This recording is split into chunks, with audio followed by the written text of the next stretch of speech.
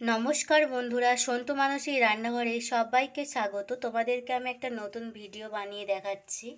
বরবটি কড়াইয়ের আমি চচ্চড়ি বানিয়ে তোমাদেরকে দেখাবো, মানে তরকারি।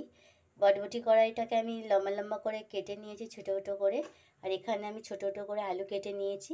আর লাগছে পেঁয়াজ, আর লাগছে সর্ষে বাটা এবং জিরে বাটা আমি এখানে বেটে নিয়েছি। আর হলুদ গুঁড়ো, লঙ্কার গুঁড়ো, স্বাদ মতো নুন লাগছে। চল প্রথম থেকে শেষ পর্যন্ত ভিডিওটা আমার কিভাবে বানাই আমি দেখার জন্য আমার পাশে থাকো বন্ধুরা।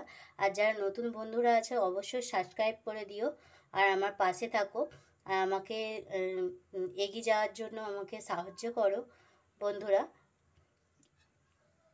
প্রথম থেকে দেখতে থাকো আমি কিভাবে বানাই এই রেসিপিটা। প্রথমে আমি এখানে কড়া গরম করতে দিয়ে দিয়েছি গ্যাসেতে।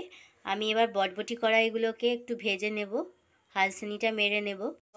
এখানে আমার বটবটি কড়াই আমার এখানে ভাজা হয়ে গেছে হালকা। আমি এবার এর মধ্যে আলু তুলে দেব, আলুটাকে ভেজে নেব লাল লাল করে। এখানে আমি পেঁয়াজটা দিয়েছি, পেঁয়াজটা দিয়ে আমি আরও ভেজে নেব আলু সব সবজিগুলোকে। এখানে আমি হলুদ দিয়ে দেব কালার আসার জন্য, সামান্য একেবারে দিয়ে দিচ্ছি আমি হলুদটা। স্বাদ মতো নুন দিয়ে দিচ্ছি, দিয়ে এটাকে আমি ভালো করে নাড়বো।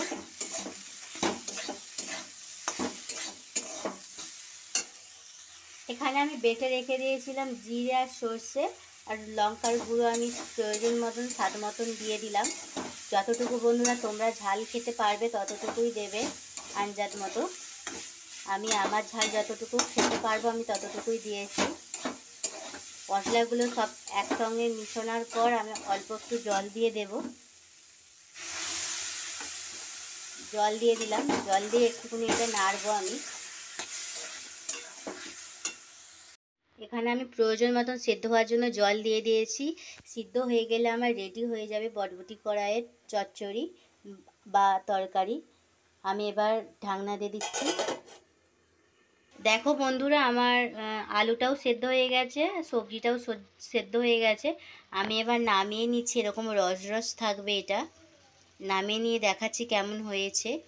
কত এটা শর্টকাটে বানানো হয়ে গেছে বন্ধুরা। আমার ভিডিওটা দেখার জন্য, সাথে থাকার জন্য সবাইকে ধন্যবাদ।